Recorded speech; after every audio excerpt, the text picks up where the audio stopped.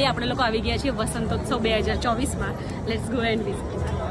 તો દર વર્ષની જેમ આ વખતે પણ મેં ગાંધીનગરના સરિતા ઉદ્યાનમાં યોજાતા વસંતોત્સવની મુલાકાત લીધી. તમારું સ્વાગત અહીંયા થશે સરસ મજાના લોકગીતોથી અને આ વસંતોત્સવમાં તમને મળશે શોપિંગ માટે અલગ અલગ વેરાયટીના ઓપ્શન.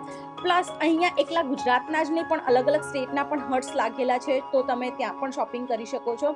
પ્લસ જમવા માટે અલગ અલગ ફૂડ સ્ટોર છે. ફાઇનલી ઈટિંગ ભૂંગળા બટેકા.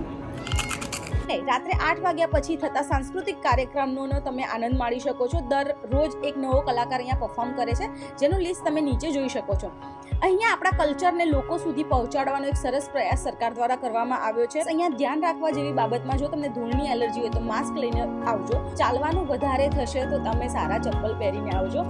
એન્ટ્રી ટિકિટ છે અહીંયા 10 રૂપિયા અને આ પ્રોગ્રામ ચાલશે 14 ફેબ્રુઆરીથી 23 ફેબ્રુઆરી સુધી, તો તમે એનો આનંદ માણી શકો છો. તો ગાંધીનગર અને અમદાવાદ વાસીઓએ તો